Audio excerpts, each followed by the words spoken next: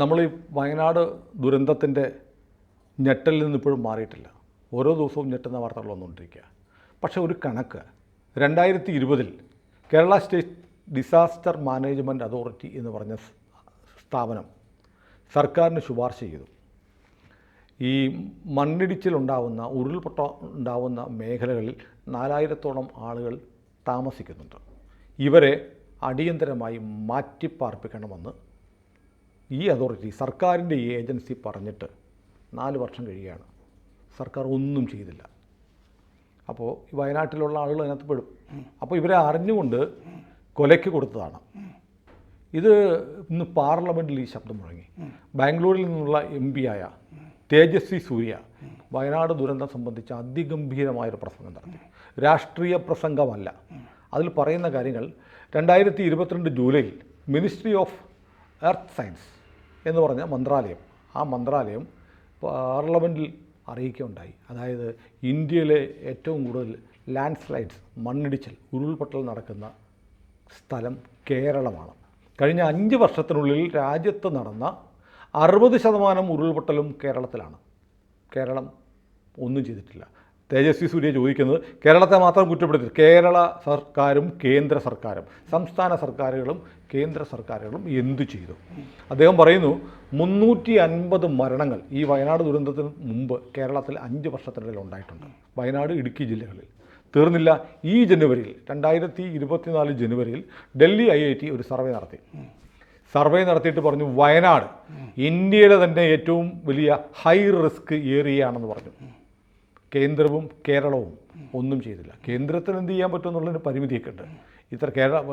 ഇന്ത്യയിലെ ഏറ്റവും high risk area ആണ് എന്ന് IIT ഡൽഹി ജനുവരിയിൽ റിപ്പോർട്ട് കൊടുക്കുമ്പോൾ ജൂണിൽ മഴ വരുന്നുണ്ടെന്നറിയാവുന്ന കേരള സർക്കാരിനാണ്. കേരളം ഒന്നും ചെയ്തില്ല. തീർന്നില്ല.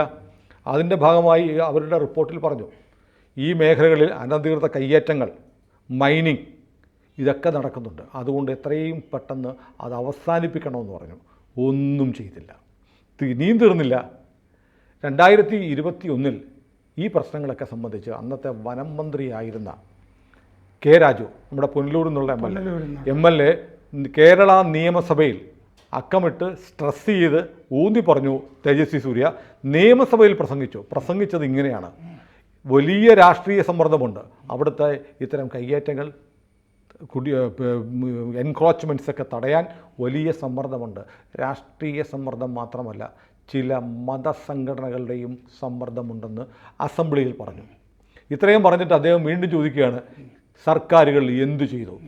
ഏതാണ്ട് 500-ലേറെ മരണങ്ങൾ സംഭവിച്ച വയനാട് ദുരന്തം നമ്മൾ വിലയ്ക്ക് മേടിച്ചതാണോ എന്നാണ് തേജസ്വി സൂര്യ ചോദിക്കുന്നത്. അത് വിലയ്ക്ക് മേടിച്ചതെന്നുള്ള പ്രയോഗത്തിനേക്കാൾ നല്ല ക്ഷണിച്ചു വരുത്തിയതാണ്, ഇരന്നു വാങ്ങിയതാണ് എന്നൊക്കെ പറയാം. കാരണം കൂടുതലും പിച്ചതണ്ടിയാണല്ലോ നമ്മുടെ സർക്കാരിന് തീരം ശീലം. അതുകൊണ്ട് അങ്ങനെ പ്രയോഗിക്കുന്നതാണ് നല്ലത്. ഇപ്പോൾ മുന്നറിയിപ്പുകൾ ഇല്ലാഞ്ഞിട്ടൊന്നുമല്ല. നമ്മൾ ഈ കുമുലോ നിംബസിനെ പറ്റി ചർച്ച ചെയ്ത് കഴിഞ്ഞപ്പോൾ അത് കൂടുതൽ ഈ ഹെവി ആകുന്നു എന്നൊക്കെ പറഞ്ഞില്ലേ. അത് ഇന്നലെ ഈ ഭൗമശാസ്ത്ര വിദഗ്ധനൊരാൾ സംസാരിക്കുമ്പോൾ കൂമ്പാരമേഘങ്ങൾ എന്ന് പ്രയോഗിക്കുന്നത് കണ്ടു. ഇപ്പോൾ കേരളത്തിൽ രൂപപ്പെടുന്നതൊക്കെ ഇപ്പോൾ ദുരന്തം ഉണ്ടായ സ്ഥലങ്ങൾ പോലെ ഈ കൂമ്പാരമേഘങ്ങളാണ്. അപ്പോൾ വലിയ ഒരു വാതിൽ തുറക്കുന്ന പോലെ മഴ ഒരു പുഴയാണ് ഈ ഭൂമിയിലേക്ക് ഒരു പുഴയാണ് വീഴുന്നത്. അതാണ് കണ്ടത്. അതിനെപ്പറ്റി വായിച്ചു കഴിഞ്ഞാൽ, കാരണം ആ ഒരു മൊയ്തുവിൻ്റെ കഥ പറയുമ്പോൾ, ആ കുഞ്ഞിനെയൊക്കെ രക്ഷിച്ച കഥ പറയുമ്പോൾ വീടിൻ്റെ അകത്ത് ആദ്യം കട്ടിലിൻ്റെ മുകളിലേക്ക് കയറുന്നു. അപ്പോൾ വെള്ളം കട്ടിലിൻ്റെ മുകളിലേക്ക് വരുന്നു നിമിഷം കൊണ്ട്. അത് കഴിഞ്ഞ് പിന്നെയും മുകളിലേക്ക് വരികയാണ്. അങ്ങനെയാണ് ആളുകളെ കൊണ്ടുപോയിരിക്കുന്നത്. ആകെയുള്ളത് ഈ കേരളത്തിലെ ഏറ്റവും വലിയ പ്രകൃതി ദുരന്തമാണിത്. കാരണം 478 പേരോ മറ്റുമാണ് 2018 പ്രളയത്തിൽ മരണനിരക്കതാണ്. ഇതിലങ്ങനെയല്ലല്ലോ. ഇത് 500 അല്ല, അത് കേരളത്തൊട്ടാകെയാണ്. ഇത് ഒറ്റ ജില്ലയിൽ ഒരു പ്രദേശത്ത് ഒരു പഞ്ചായത്തിലാന്ന് പറയാം. അത് തന്നെ. കാരണം ഇത് ഒരു സ്ഥലം മറ്റേ പേര് പറഞ്ഞാലും മറ്റേത് 1.5 കിലോമീറ്റർ 1 കിലോമീറ്റർ അപ്പുറത്തുള്ളതാണ്. ഒരൊറ്റ ബയോമാസ് ആണത്. ആ സ്ഥലത്താണ് ഇത് ഇങ്ങനെ സംഭവിച്ചിരിക്കുന്നത്. അതെങ്ങനെയാണെന്നുള്ളത്, ഇങ്ങനെയാണ് ഇനി സംഭവിക്കുക എന്നുള്ളത് ഈ തേജസ്വി സൂര്യ പറഞ്ഞ കണക്കുകളൊക്കെ നമ്മളും വായിച്ചിട്ടുള്ളതാണ്. ഇപ്പോൾ ഈ മേഘങ്ങളുടെ ഇങ്ങനെ പുഴ പോലെയാണ് വരുന്നതെന്നൊക്കെ ഉള്ള വിവരങ്ങളും ഉണ്ട്. എന്നിട്ട് ഇവരൊന്നും മാറ്റിപ്പാർപ്പിക്കാൻ പിണറായി വിജയൻ പറഞ്ഞതിൽ എന്തൊരു തമാശയായിരുന്നു. 20 മില്ലിമീറ്റർ മഴ പെയ്യും എന്ന് പറഞ്ഞു. ഇവിടെ കിട്ടിയത് 50 ആണ്, 48 400 പറയുന്നത്. 20 കിട്ടും, അതുകൊണ്ട് നിങ്ങൾ കരുതലെടുക്കണമെന്ന് പറഞ്ഞു. പക്ഷെ ഞങ്ങൾക്ക് 400 കിട്ടിയത്. ഇപ്പൊ എന്നാ ചെയ്യണം? അതെ, കേന്ദ്രം പറഞ്ഞത് ശരിയല്ല, കൂടുതലാണ് കിട്ടി. അത് തന്നെ സഫിഷ്യന്റ് അല്ലേ ഈ മുൻകരുതൽ? 20 വരുമ്പോ തന്നെ മുൻകരുതൽ എടുക്കണം. ചെയ്തില്ല. അല്ല സാർ, വേറൊന്നും ഉണ്ടായില്ലേ? ഞങ്ങൾ ക്ഷണിച്ചിട്ടാണ് NDRF വന്നതെന്ന് പിണറായി വിജയൻ പറഞ്ഞു. അങ്ങനെയാണെങ്കിൽ NDRFനെ ക്ഷണിക്കാനുള്ള ഒരു അപകടം പതിയിരിപ്പുണ്ട് എന്നുള്ള വിവരം ക്ഷണിച്ചത്. കാര്യങ്ങൾ അറിയാമായിരുന്നു. പക്ഷേ നമ്മുടെ മാധ്യമ പ്രവർത്തകരൊന്നും മുഖ്യമന്ത്രിയോട് ചോദിക്കത്തില്ലല്ലോ. അത് ചോദിക്കില്ല. പല കാര്യങ്ങളുണ്ട്. മുഖ്യമന്ത്രിയുടെ സ്വന്തം ആളുകളാണല്ലോ. അത് മാത്രമല്ല ചോദിക്കാതിരുന്നതെന്ന് എനിക്ക് തോന്നി. ഈ സംഭവമായി ബന്ധപ്പെടാത്തതാണ്. എന്നാലും ആ ഹമാസിന്റെ തലവൻ മരിച്ചതിൽ അങ്ങയുടെ പ്രതികരണം എന്താണെന്ന് ഏറ്റവും അവസാന ചോദ്യമായിട്ട് ചോദിക്കാമായിരുന്നു. എനിക്ക് പുള്ളി മൈക്ക് ഓഫ് ചെയ്ത് 2 ഫണ്ടും പറഞ്ഞിട്ട് പോയാണ്. അല്ല, മറ്റൊന്നുകൂടെ ഈ തേജസ്വി സൂര്യയുടെ പ്രസംഗത്തിൽ വളരെ വ്യക്തമാകുന്നു. വയനാട് ഒരു ടൈം ബോംബാണ്, ഇന്നല്ലെങ്കിൽ നാളെ പൊട്ടുമെന്ന് എല്ലാവർക്കും അറിയായിരുന്നു. 2022 മിനിസ്ട്രി ഓഫ് എർത്ത് സയൻസിൻ്റെ ഭൗമശാസ്ത്ര വകുപ്പിൻ്റെ പഠനം, IIT ഡൽഹിയുടെ റിപ്പോർട്ട്, ഇതെല്ലാം കേന്ദ്രത്തിൻ്റെയും കേരളത്തിൻ്റെയും കയ്യിലുണ്ട്. പാർലമെൻറ്റിൽ പലതവണ പറഞ്ഞു. അപ്പോൾ വയനാട്ടിൽ ഒരു MP ഉണ്ടായിരുന്നു. പൊട്ടിത്തെറിക്കാൻ പോകുന്ന ബോംബിൻ്റെ നാട്ടിൽ നിന്നുള്ള ജനപ്രതിനിധി തേജസ്വി സൂര്യ പറയുന്ന 1800 ദിവസം വയനാടിനൊരു MP ഉണ്ടായിരുന്നു. ഈ MP ഈ 4000-ഓളം ആളുകളെ ഒഴിപ്പിക്കണം, വയനാട് ഇന്ത്യയിലെ ഏറ്റവും റിസ്ക്കുള്ള അപകടം പിടിച്ച സ്ഥലമാണ് എന്നറിയാമായിരുന്നിട്ടും കേരള സർക്കാരും കേന്ദ്ര സർക്കാരും ഒരു നടപടി എടുക്കാതിരുന്നിട്ടും ഒരക്ഷരം മിണ്ടിയിട്ടില്ല. ഒരക്ഷരം രാഹുൽ ഗാന്ധി അതിനെപ്പറ്റി മിണ്ടിയില്ല എന്നല്ല, ഈ ദുരന്തം ഉണ്ടായ ശേഷവും ഇതെങ്ങനെ ഉണ്ടായി, ഇത് സംഭവിക്കാൻ പാടില്ലാത്തതായിരുന്നു, കേരള സർക്കാർ ഇതിലൊന്നും ചെയ്തില്ല എന്നുള്ള കാര്യവും പറഞ്ഞിട്ടില്ല. കേരള സർക്കാർ ഒന്നും ചെയ്തില്ല എന്ന് രാഹുൽ ഗാന്ധിക്ക് പറയാമല്ലോ. കാരണം രാഹുൽ ഗാന്ധി വരുന്നുണ്ട്. രാഹുൽ ഗാന്ധി MP ആയിട്ട് മാത്രമല്ല, അത് ഇലക്ഷൻ ക്യാമ്പയിനായിട്ട് വരിക. കൂട്ടത്തിൽ പ്രിയങ്ക വരുന്നുണ്ട്. എന്തിനാണ്? അടുത്ത സ്ഥാനാർത്ഥിയെ പരിചയപ്പെടുത്താൻ കൊണ്ടുവരികയാണ്.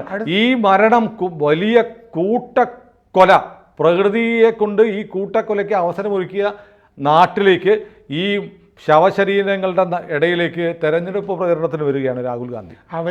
അവർ വരുന്നുണ്ട് എന്ന് അറിഞ്ഞുകൊണ്ടാണ് പിണറായി വിജയൻ പത്രസമ്മേളനത്തിൽ പറഞ്ഞത്. ഇവിടെയൊക്കെ ഈ പ്രവർത്തനങ്ങൾ നടന്നുകൊണ്ടിരിക്കുകയാണ്, ആളുകളൊക്കെ രക്ഷപ്പെടുത്തിക്കൊണ്ടിരിക്കുകയാണ്, അങ്ങോട്ടൊന്നും ആരും ചെല്ലരുത് എന്ന് പറഞ്ഞിരുന്നു. അപ്പോൾ രാഹുൽ ഗാന്ധിയും പ്രിയങ്കയും ഈ ആശുപത്രികൾ അങ്ങനത്തെ സ്ഥലങ്ങളിലൊക്കെയാണ് പോകാൻ പോകുന്നതെന്നാണ് മനസ്സിലാകുന്നത്. ഈ സ്ഥലത്തേക്ക് ചെല്ലാനും പറ്റില്ലല്ലോ. മറ്റേ ഡ്രോണുകൾക്ക് മാത്രം ഇപ്പോൾ കാണാവുന്ന ഒരു പ്രദേശമാണത്. അവിടെ ഈ പ്രവർത്തിക്കുന്ന മിലിറ്ററി പോലും എത്തിയിട്ടില്ല, പല സ്ഥലങ്ങളിലും എത്തിയിട്ടില്ല. എന്നാലും ആ കൂട്ടത്തിൽ നമ്മൾ ഇത്രയും പേരെ രക്ഷപ്പെടുത്തി. സൈന്യം വന്ന് 1500 പേരെ സൈന്യം വന്നിട്ട് ആരും ക്ഷണിക്കാതെ സൈന്യം വന്ന്, കേരള സർക്കാർ ആവശ്യപ്പെട്ടില്ല സൈന്യത്തെ അയക്കണമെന്ന്. എന്തു ചെയ്യണമെന്നറിയാതെ പിണറായി തരിച്ചിരുന്നു പോയ മുഹൂർത്തത്തിൽ കേന്ദ്രം ഇടപെട്ട്, കേന്ദ്രത്തിൻ്റെ സേന, ആർമി വരുന്നു, എയർഫോഴ്സ് വരുന്നു, അങ്ങനെ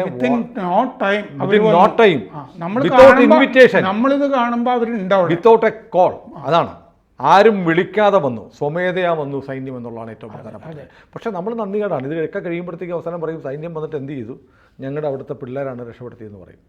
ദേശീയ ചാനലുകളിലുമൊക്കെ ഈ NDRFൻ്റെ IG DIG അവരും ഒക്കെ സംസാരിക്കുന്നുണ്ടായിരുന്നു. എങ്ങനെയാണ് അവർ പ്ലാൻ ചെയ്തിരിക്കുന്നത്. അവർ ശരിക്കും തയ്യാറെടുപ്പുകളോട് കൂടി തന്നെയാണ് ചെയ്തിരിക്കുന്നത്. അവർക്കറിയാമായിരുന്നു. കാരണം ഈ ബെയിലി പാലം ഒക്കെ എത്ര പെട്ടെന്ന് അവരെ ലിഫ്റ്റ് ചെയ്ത് ഉള്ള സാധനങ്ങളൊക്കെ കൊണ്ടുവന്നത്. ഇപ്പോഴും ആലോചിക്കുമ്പോൾ അവിടെ എങ്ങനെ ഈ സംഗതികളൊക്കെ എത്തിച്ചു എന്നൊക്കെ ഉള്ളത്. അത് മാത്രമല്ല, ഈ സൈന്യം എന്ന് പറഞ്ഞിട്ടുണ്ട്, ഈ ബെയിലി പാലം ഇത് കഴിഞ്ഞാൽ ഉടനെ പൊളിച്ചോണ്ട് പോകുന്നില്ല. അവിടെ സ്ഥിരം പാലം വരുന്നവരെ ഈ പാലം അവിടെ സമർപ്പിക്കാൻ പോകാം. ഏനാത്ത് പാലവും അവർ പൊളിച്ചുകൊണ്ട് പോയില്ല, അത് ഒരുപാട് കാലം കഴിഞ്ഞാൽ കൊണ്ടുപോയത്. PJ ജോസഫിന്റെ കാലത്തോ മറ്റോ ചെയ്തതാണത്. അതും ഗംഭീരമായിട്ട് നിലനിന്നിരുന്നു. അതിന് ഒരു കുഴപ്പവും വന്നിരുന്നില്ല. അതെ അതെ, പിന്നീട് പുതിയ പാലം വന്നപ്പോൾ അത് മാറ്റുമായിരുന്നു. ഇപ്പോൾ ഈ വിഷയത്തിലാണെങ്കിൽ ഇപ്പോൾ ഈ ലാൻഡ് സ്ലൈഡ് ഉണ്ടായ ആ കുത്തുമല അതൊക്കെ അവിടെയൊക്കെ നേരത്തെ ഉണ്ടായിട്ടുള്ളതാണ്. സാറ് നമ്മുടെ ഞാൻ ഈ തേജസ്വി സൂര്യയുടെ പ്രസംഗത്തെക്കുറിച്ചാണ് പറഞ്ഞത്. ഇത് കാണുമ്പോഴാണ് കേരളത്തിലുള്ള നിന്നുള്ള 19 എംപിമാരെ പിടിച്ച് കിണറ്റിലിടാൻ തോന്നുന്നത്. അതും ശരി തന്നെ. ഒരൊറ്റ ഇതുപോലെ നമുക്ക് ഭാഷയില്ല, നോട്ടബിൾ ആയിട്ട് കേരളത്തിന്റെ ഈ പ്രശ്നം പാർലമെന്റിൽ അവതരിപ്പിക്കാൻ കഴിയില്ല. ഇല്ല. നമ്മുടെ ഷാഫി പറമ്പിലൊക്കെ എന്തെങ്കിലും സംസാരിക്കുന്ന കരുതിയേ എന്ത് പറ്റിയോ ഷാഫിക്ക്? അതോ ഷാഫി ഈ ദുരന്തം അറിഞ്ഞ് നാട്ടിലേക്ക് വന്നതാണോ എന്നറിയില്ല. ഷാഫിയിൽ നിന്ന് നമ്മൾ പ്രതീക്ഷിക്കുന്നു. സുരേഷ് ഗോപിയൊക്കെ സ്ഥലത്തുണ്ട് ഇവിടെ. ഹൈബി ഈഡൻ എന്തൊക്കെയോ പറയാനറിയാവുന്ന ഒരാളാണ്, പക്ഷെ കേട്ടില്ല. എന്താണാവോ? ഒരു പൊതുവെ ഇതിനെ സംബന്ധിച്ച് കാര്യമായ പ്രതികരണങ്ങളൊന്നും വന്നിട്ടില്ല. തേജസ്വിയുടെ പ്രസംഗം അത് തേജസ്വിയുടെ പ്രസംഗത്തിൽ അദ്ദേഹം പി.ടി. തോമസിനെ തോൽപ്പിച്ച കാര്യം തേജസ്വി മറ്റൊന്നുകൂടെ പറയുന്നുണ്ട്. അതായത് ഇത് രാഹുൽ ഗാന്ധി അവിടെ MP ആയിരുന്നിട്ട് ഈ പ്രശ്നം ഉന്നയിച്ചില്ലെന്ന് മാത്രമല്ല, ഇത് ഈ കേരളത്തിലെ ഈ ലാൻഡ് സ്ലൈഡിനെ കുറിച്ച് ഭൂമി ഉരുൾ പൊട്ടുന്നതിനെക്കുറിച്ച് നിരന്തരം ആശങ്ക പ്രകടിപ്പിച്ച് ഈ വനം കയ്യേറ്റം, അനധികൃത കയ്യേറ്റം ഒക്കെ ഒഴിപ്പിക്കണമെന്ന് പറഞ്ഞ ആൾക്ക് ഈ വയനാട് MP പാർട്ടി സീറ്റ് പോലും കൊടുത്തില്ല P.T. തോമസിന് എന്ന് P.T.യുടെ പേരും തേജസ്വി സൂര്യ ഇന്നത്തെ പാർലമെന്റ് പ്രസംഗത്തിൽ പറഞ്ഞു. തേജസ്വി സൂര്യ പറഞ്ഞു കഴിഞ്ഞാൽ പിന്നെ ഈ ഹൈബി ഈഡനൊക്കെ എന്താണ്, ഷാഫി പറമ്പലിനും എന്താണ് പറയാനുള്ളത്? ശരിയാണ്, അവർക്ക് വേണ്ടി കൂടിയാണ് തേജസ്വി സൂര്യ സംസാരിച്ചത് അല്ലേ? അതെ, കാരണം ഉമ അന്ന് ഞാൻ ഈ പുതിയകാവ് ആശുപത്രിയിൽ തിരുമ്പുമൊക്കെ ആയിട്ട് P.T. കിടക്കുമ്പോൾ അപ്പുറത്ത് ലോറൻസും ഉണ്ടായിരുന്നു. ഞാൻ അവിടെ ചെന്നിട്ടുണ്ടെന്ന് പറഞ്ഞിട്ട് ലോറൻസിൻ്റെ മുറിയിൽ നിന്നും വന്നു.